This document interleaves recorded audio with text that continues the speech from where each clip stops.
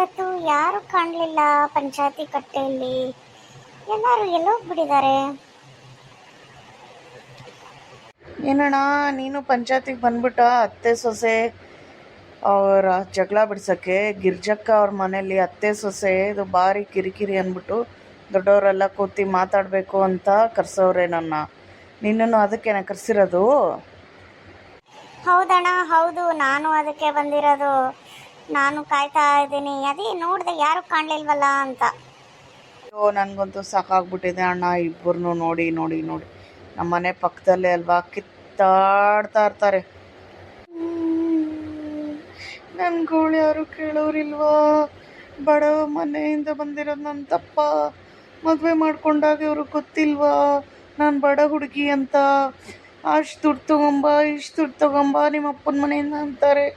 ನಮ್ಮಪ್ಪ ಬಡವ ರೈತ, ಎಲ್ಲಿಂದ ತತ್ತಾನೆ? ಆದರೂ ತನ್ನ ಶಕ್ತಿ ಮೀರಿ ಎಲ್ಲ ಕೊಟ್ಟಿದ್ದಾರೆ. ಇರೋ ಜಮೀನು ಬರ್ಕೊಟ್ರು, ಒಡವೆ ಕೊಟ್ಟರು, 2 ಲಕ್ಷ ರೂಪಾಯಿ ದುಡ್ಡನ್ನೂ ಕೊಟ್ಟರು. ಆದರೂ ಇವರ ಹಣದ ದಾಹ ತೀರ್ತಾ ಇಲ್ವೇ? ಯಾಕಮ್ಮ, ಯಾಕೆ ಅಳ್ತಾ ಇದೆಯಾ? ನಾವೆಲ್ಲ ಇದ್ದು ಕೂತು ನಿಮ್ಮ ಅತ್ತೆಗೆ ಬುದ್ಧಿ ಹೇಳ್ತೀವಿ, ನೀನೇನು ಯೋಚನೆ ಮಾಡಬೇಡ. ನೀನೇನು ಯೋಚನೆ ಮಾಡಬೇಡ, ನಾವೆಲ್ಲ ಇಲ್ವಾ? ಅಯ್ಯೋ ನಿಮ್ಗೇನ್ರಿ ಸೌಕಾರ್ರಿ, 2 ದಿನ ಪಂಚಾಯತಿ ಮಾಡಿ ನೀವು ಹೋಗ್ತೀರಾ. ದಿನ ಮನೆಯಲ್ಲಿ ನರಕ ಅನ್ಭವಿಸೋಳು ನಾನಲ್ವಾ? ನನ್ನ ಮಾತಲ್ಲೇ ಚುಚ್ಚಿ ಚುಚ್ಚಿ ಸಾಯಿಸ್ತಾರೆ ನಮ್ಮ ಗಂಡ ಮತ್ತು ನಮ್ಮ ಅತ್ತೆ. ಇಂಥವ್ರು ಯಾಕಾದರೂ ಮದುವೆ ಆಗಬೇಕಾಗಿತ್ತು? ನೋಡು, ಆಗಲೇ ಬಂದು ಹತ್ಕೊಂಡು ಊರಿನ ದೊಡ್ಡವ್ರ ಮುಂದೆಲ್ಲ ನನ್ನನ್ನು ಕೆಟ್ಟೋಳು ಮಾಡೋಕ್ಕೆ ಹತ್ಕೊಂಡು ಹೇಗೆ ಆಡ್ತಾ ಇದ್ದಾಳೆ. ಸುಮ್ಮನೆ ನನ್ನ ಬಿತ್ತ ನೆತ್ತಿಗೇರಿಸ್ತಾಳೆ. ಯಾಕೆ ಆಗ ಹತ್ಕೊಂಡು ಅಲ್ಲಿ ನನ್ನ ಮಾನ ತೆಗಿಬೇಕು ಅಂತಲೇ ಹತ್ಕೊಂಡು ಎಲ್ಲರ ಮುಂದೆ ಸೀನ್ ಕ್ರಿಯೇಟ್ ಮಾಡ್ತಾ ಇದೆಯಾ? ಅಯ್ಯೋ ಹಾಗೆಲ್ಲ ಏನಿಲ್ಲ ಅತ್ತೆ, ನನಗೆ ಸ್ವಲ್ಪ ಹುಷಾರಿರಲಿಲ್ಲ, ಅದಕ್ಕೆ. ಚಕ್ಕ ನಿಂದು ಬತ್ತಿ ಆಯಿತು. ನೀನು ಮಾಡೋದು ಸರಿ ಇಲ್ಲ. ಮುಗ್ಧ ಹುಡುಗಿನ ಎಷ್ಟಂತ ನೋಯಿಸ್ತೀಯ? ನೀನು ಮಾಡೋದು ಭಾರಿ ತಪ್ಪು. ಹೀಗಾದರೆ ಆ ಹುಡುಗಿ ಊರ ಪಂಚಾಯತಿ ಬಿಟ್ಟು ಕೋರ್ಟ್ ಮೆಟ್ಲು ಹಿಡಿದ್ರೆ ನಿನ್ನ ಗತಿ ಏನಾಗುತ್ತೆ ಅಂತ ಗೊತ್ತಾ? ಹೌದಲ್ವಾ? ನಾನು ಇವಾಗ ನೈಸಾಗಿ ಪಂಚಾಯತಿ ಜಾರ್ಕೊಬೇಕು. ಮನೆಗೆ ಹೋದ್ಮೇಲಿದೆ ಇವಳಿಗೆ ಹಬ್ಬ. ನೋಡ್ರಿ ಅಣ್ಣ, ಹೀಗೆ ಮತ್ತೆ ನೀವೆಲ್ಲರೂ ಮಾತಾಡ್ದಾಗ ಸುಮ್ಮನಾಗ್ತಾರೆ. ಆಮೇಲೆ ಸೌದೆ ಒಲೆಯಲ್ಲಿ ನನಗೆ ಹೊಡಿತಾರೆ. ನಂಗೆ ಮೈಯೆಲ್ಲ ಫುಲ್ಲು ಗಾಯಗಳಾಗಿದೆ.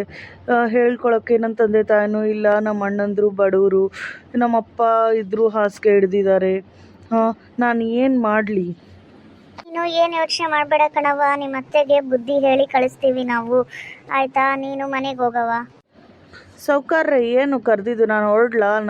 ಆಯ್ತಲ್ವ ಪಂಚಾಯತಿ, ನಾನು ಹೊರಡ್ತೀನಿ. ಇನ್ಮೇಲೆ ನಾನು ಚೆನ್ನಾಗಿ ನೋಡ್ಕೊತೀನಿ ನನ್ನ ಸೊಸೆನ. ನಾನು ಹೊರಡ್ತೀನಿ. ನೋಡಮ್ಮ ಗಿರ್ಜಕ್ಕ, ನಾನು ಫೈನಲ್ ಆಗಿ ಹೇಳ್ತಾ ಇದ್ದೀನಿ, ಇನ್ನೊಂದ್ಸಲ ಹುಡುಗಿಗೆ ತೊಂದರೆ ಕೊಡೋದು, ಸೌದೆ ಒಲೆಯಲ್ಲಿ ಹೊಡೆಯೋದು, ಊಟ ಹಾಕದೇ ಇರೋದು, ಆಮೇಲೆ ನಿನ್ನ ಮಗನ ಹತ್ರ ಹೇಳಿ ಚಾಡಿ ಹೇಳಿಸಿ ಒಡ್ಸೋದು, ಅದೆಲ್ಲ ಮಾಡಿದ್ರೆ ನಿಜವಾಗ್ಲೂ ಚೆನ್ನಾಗಿರಲ್ಲ. ಊರಿನ ಮಂದಿ ಎಲ್ಲ ಸೇರಿ ನಿನ್ನನೇ ಊರಿಂದ ಹೊರಗಾಚೆ ಹಾಕಬೇಕಾಗುತ್ತೆ. ಯೋಚನೆ ಮಾಡು, ಇದು ಬಹಳ ಗಂಭೀರವಾಗಿ. ಆ ಹುಡುಗಿ ಕೋರ್ಟ್ಗೆ ಹೋದ್ರೆ ನೀನು ಜೈಲ್ ಪಾಲಾಗಬೇಕಾಗುತ್ತೆ.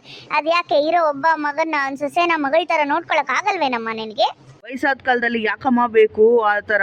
ಮನೆಯಿಂದ ಆಚೆ ಹಾಕಿದ್ರೆ ಏನು ಮಾಡ್ತೀಯ? ಸ್ವಲ್ಪ ಇತಿಮಿತಿ ಇರಬೇಕು. ಬಡವ್ರ ಮಕ್ಕಳು ಅಂತ ನಿನ್ಗೆ ಅವತ್ತು ಗೊತ್ತಿರ್ಲಿಲ್ವೇನಮ್ಮ?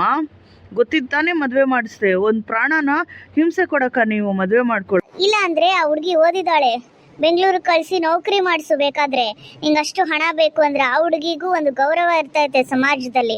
ಅದು ಬಿಟ್ಟುಬಿಟ್ಟು ನಿಮ್ಮ ತವ್ರ ಮನೆಯಿಂದ ತಗೊಂಬ, ನೌಕರಿಗೆ ಹೋಗಬೇಡ ಅಂತ ಹೇಳಿ ಚಿತ್ರಹಿಂಸೆ ಕೊಡೋದು ಎಷ್ಟು ಸರಿ ಗಿರ್ಜಕ್ಕ? ಹೌದು ಹೌದು ಅಣ್ಣ, ನಾನು ಮಾಡಿದ ತಪ್ಪೆ. ಇನ್ಮೇಲೆ ನಾನು ಚೆನ್ನಾಗಿ ನೋಡ್ಕೊತೀನಿ. ಇವ್ರಿಗೆ ಏನು ಗೊತ್ತಾಗುತ್ತೆ? ನಾನು ಮನೇಲಿ ಏನು ಬೇಕಾದರೂ ಮಾಡ್ಕೊತೀನಿ. ಸುಮ್ಮನೆ ಇವ್ರ ಮುಂದೆ ಹ್ಞೂ ಹ್ಞೂ ಅಂದ್ಕೊಂಡು ಮನೆಗೆ ಹೋಗಿ ನಾವು ಅದೇ ರಾಗ ಅದೇ ಹಾಡು ಹಾಡೋಣ. ಏನು ಇವ್ರೇನು ಮಹಾ ಚೆನ್ನಾಗಿ ನೋಡ್ಕೊತಾ ಇದ್ದಾರೆ ಇವ್ರ ಮಗಳ ಸೊಸೆನ? ಊರವ್ರಿಗೆಲ್ಲ ಬಂದ್ಬಿಡ್ತಾರೆ ದೊಡ್ಡದಾಗಿ ಬುದ್ಧಿ ಹೇಳೋಕ್ಕೆ. ಇವ್ರೇನು ಬಾಳಿಸ್ತಾವ್ರ ಇವ್ರ ಸೊಸೆಗಳನ್ನ? ಬಂದು ನನಗೆ ಬುದ್ಧಿ ಹೇಳ್ತಾ ಇದ್ದಾರೆ. ಏನು ಗಿರ್ಜಕ್ಕ, ಏನೋ ಗುಣ್ಗುಣ ಅಂತ ಇದೆಯಾ? ಏನಿಲ್ಲ ಕಣನ, ನಾನು ಇನ್ಮೇಲೆ ಚೆನ್ನಾಗಿ ನೋಡ್ಕೊತೀನಿ ಅಂದೆ. ಸರಿ, ಬರಲಾ? ಹೋಗ್ಬಿಟ್ಟು ಬರ್ತೀನಿ.